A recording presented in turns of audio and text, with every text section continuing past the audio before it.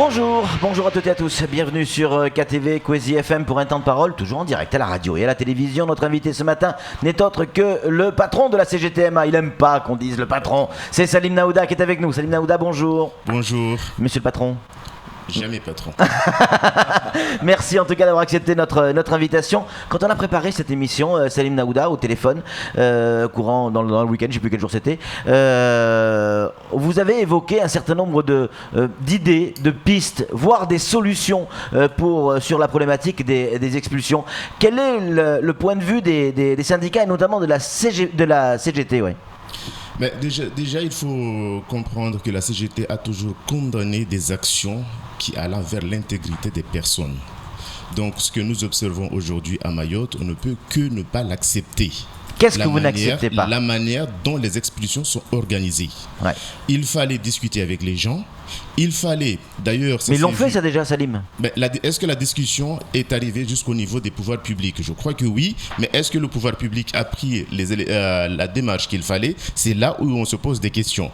Donc, s'il y a eu ces démarches qui ont été entreprises et que l'État n'a rien fait et qu'aujourd'hui, avec disons, ce que nous vivons dans le territoire, on peut comprendre là l'exercice. Bref, ils en ont assez. Le ras-le-bol. L'exaspération de la population et le ras-le-bol de la population, parce que quand on est volé tous les jours, quand on est menacé tous les jours, quand certains sont poignardés en plein jour dans les rues, effectivement, ça doit nous interpeller tous. Mais est-ce que c'est tout le monde qui est concerné par rapport à ces agressions ? Je crois que non. Donc là, on comptabilise à Mayotte ce qu'on dit les mineurs isolés. D'ailleurs, c'est ce qu'on avait échangé la dernière fois. Et que malheureusement, souvent, on pointe de doigt ces mineurs isolés qui sont les cibles des agressions, qui sont les cibles des vols dans le territoire. Nous avons vu dans certains départements où il y a eu des enfants dans des familles qui ont été bien connus et que l'État français, le gouvernement français de l'époque n'avait pas hésité de prendre ces jeunes, les envoyer à métropole, à plusieurs milliers, pour les mettre dans des foyers, alors que les conditions avant ne sont pas les conditions qui sont aujourd'hui. Les conditions d'avant et les droits d'avant ne sont pas les droits qui sont aujourd'hui. Et que je suis sûr que si on prend les jeunes, les mineurs isolés, sans repère, je précise bien, sans repère familial, qui sont à Mayotte, les envoyer dans des centres en métropole, dans des foyers, les accompagner correctement, on aura, c'est ce que j'ai dit, des adultes futurs qui seront responsables. Mais si on les laisse à Mayotte, dans des situations où ils vivent aujourd'hui, sans repère familial, c'est un problème de demain pour le territoire. Parce en clair, vous dites quoi ? Que c'est 3000 ou 6000 mineurs isolés, vous voulez les envoyer en métropole dans des foyers ? Dans des foyers, dans des structures adaptées pour les accompagner, pour qu'ils deviennent des adultes responsables. Parce qu'à Mayotte, ils ne viendront jamais des adultes responsables parce qu'on n'a pas les structures à Mayotte qu'il faut pour encadrer ces jeunes. C'est ce que j'ai dit, ça s'est fait ailleurs. Alors qu'ailleurs, on n'était pas dans la même situation qu'ici à Mayotte. Et pourquoi on ne peut pas le faire à Mayotte ? Certains diront que c'est inhumain. Mais est-ce que l'inhumain, c'est de laisser ces enfants ici ou de les envoyer dans des structures qui les accompagneront et qu'ils deviendront un jour des adultes responsables ? D'ailleurs, on peut profiter aussi de l'arrivée de la ligne directe Mayotte-Paris. Pour rentabiliser cette ligne, on peut utiliser ces moyens.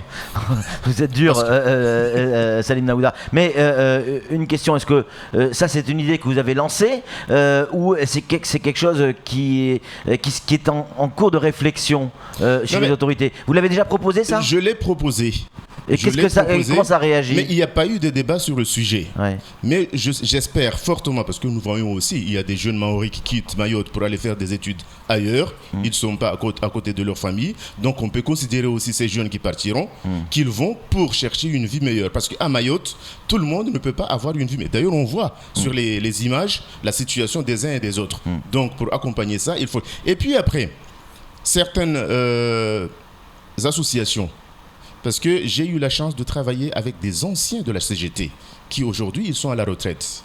Ils m'ont toujours dit que Salim, il faut faire très attention. Il ne faut pas comparer Mayotte et l'Europe. La politique qui pourrait être menée dans le cadre de l'immigration ailleurs ne pourra jamais être menée à Mayotte parce que Mayotte est petit, vous avez vos spécificités et des conditions de vie qu'un métropolitain qui arrive ici n'a pas forcément les mêmes visions, n'a pas forcément le même sentiment que vive la population et que de la population ou des Mahorais qui sont ici en permanence. Donc il faut qu'on fasse très attention et ne pas tomber dans des pièges de certaines politiques ou des associations qui disent droits de l'homme et qu'effectivement, ils ne revendiquent pas, ils ne défendent pas réellement ce droit. Ils ne cherchent pas les solutions et les pistes appropriées pour apporter du bien-être à beaucoup des gens qui vivent à Mayotte. Vous savez que parmi ces associations, il y en a certains, et notamment un qui était sur ce plateau il n'y a pas si longtemps que ça, qui est un syndicaliste, et notamment du côté du SNES, c'est-à-dire des profs. Hein. Ben, moi, je dis la personne... C'est un collègue à vous. Hein. La personne avec qui j'avais échangé sur ce sujet... J'ai bien dit, c'est un CGTiste. Ouais. Et quand on sait que la CGT, au niveau international, ils sont très attachés au bien-être des personnes.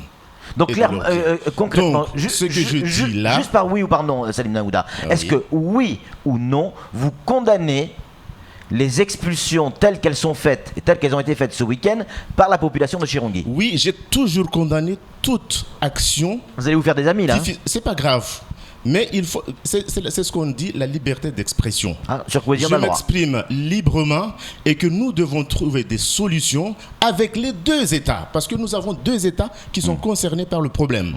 Il y a l'État comorien que malheureusement, c'est ce que je dis à chaque fois, que le diaspora comorien qui se trouve hors du territoire comorien, qui manipule en permanence les populations des Comores, en leur disant, à leur faire comprendre ou à leur faire croire que Mayotte, c'est chez eux, qui les pousse massivement à venir, que malheureusement, on comptabilise à chaque fois des nombres de décès à travers Mayotte et en juin, chose que je condamne aussi.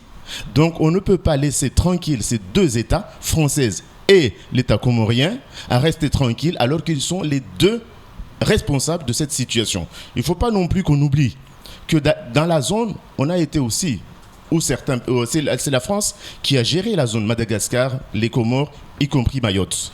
Donc nous savons que l'État français a aussi une responsabilité sur la stabilité de la zone océan Indien. On va donner la parole à Samuel qui a une question à vous poser, mais déjà peut-être un élément de réponse à votre proposition. La circulaire Taubira de 2013 exclut Mayotte dans la répartition des mineurs sur le territoire national. Donc votre idée pour l'instant, c'est pas faisable. C'est pas que c'est pas faisable. Vous savez pourquoi on élit des parlementaires? C'est pour changer les règles en fonction des situations. Là, en Europe, il y a eu aussi une réflexion qui a été menée pour changer les règles en Europe, pour accepter les Syriens chez eux. Donc, en France, on peut aussi changer les règles. Il y a aussi la question des visas qui sont fournis à Mayotte. Pourquoi ça ne devrait pas être des visas Schengen? Pourquoi on les limite uniquement sur Mayotte? Ça permettrait aussi à un certain nombre de personnes de partir en France. D'ailleurs, souvent, nos camarades ou nos copains réunionnais, ils condamnent Mayotte. Pourquoi ils n'accepteraient pas que les visas qui sont délivrés à Mayotte, ils ouvrent la possibilité de ces personnes d'aller résider à La Réunion? La Réunion, comme Mayotte, c'est la France. Donc, il ne faut pas qu'on soit hypocrite. Il faut qu'on se dise les choses. Quand on accepte une situation, il faut qu'on aille jusqu'au bout de la situation. Et puis, dans le cadre de la coopération régionale, souvent on parle de la coopération régionale.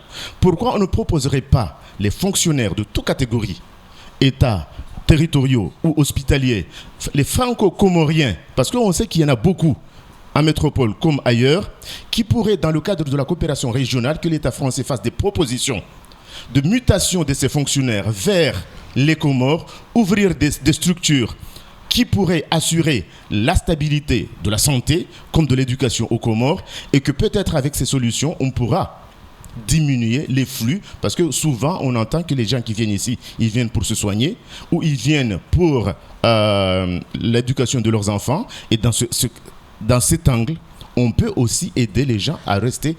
Je n'ai pas dit que ça sera la solution maximale, mais au moins ça apportera des réponses, certaines réponses pour les Comores. Donc il ne faut pas qu'on arrête Il faut qu'on arrête à chaque fois de dire on ne peut pas, il y a des situations, mais on ne cherche jamais les solutions. Salim Naouda, il nous reste 2 minutes. On va changer de thème et de sujet si vous êtes d'accord. Le port de Longoni. Il y a des rumeurs de licenciement du côté de MCG ou des sociétés qui appartiennent à Idanel en lien avec l'activité du port. Qu'est-ce qu'il en est exactement? En espérant que ça ne sera pas de la diffamation. Donc, non, tiens, vous allez au tribunal mercredi, je crois. Justement, le premier, mercredi 1er, je passe devant le juge pour diffamation, soi-disant, des propos que j'ai tenus ici. Donc j'espère que là, ça ne sera pas de la diffamation, parce que c'est la réalité. J'ai été approché par certains salariés qui sont menacés justement, ou d'autres, déjà certains ont reçu des courriers de licenciement, certes, une personne pour motif économique, et d'autres des licenciements secs. Et parmi ces licenciements, on trouve qu'il y a des choses vraiment bizarres. Tout simplement, pourquoi je dis bizarre? Parce que on connaît l'entreprise SRS, oui, voilà, SRS, qui avait la question de la restauration scolaire et qui a été achetée par une autre personne qui gère tout ça. Ce que je sais de mon côté, quand il y a des situations de ce type, il y a le transfert du personnel aussi vers l'entreprise qui reprend la société. Chose qui n'a pas été faite. On m'a informé que beaucoup des cadres ont été transférés à Longoni et que malheureusement ce sont les anciens qui étaient chez MCG ou à la CNI, parce que certains ils ont des contrats à la CNI et qui travaillent à MCG. Ils ont reçu des courriers de licenciement, chose que la CGT va condamner encore une fois de plus, et nous allons suivre de près ce dossier. On va nous aussi suivre de près, on va essayer de savoir effectivement qu'est-ce qu'il en est précisément. Dernière question, on est à la Bourgrave. Beaucoup de gens posent la question, est-ce que oui ou non, vous êtes candidat ou au Parlement, enfin au sénatorial ou aux législatives? Info, intox, répondez clairement une bonne fois pour toutes. Mais je sais pas ce que ces gens boivent tous les matins, mais moi je prends un café avec de l'eau.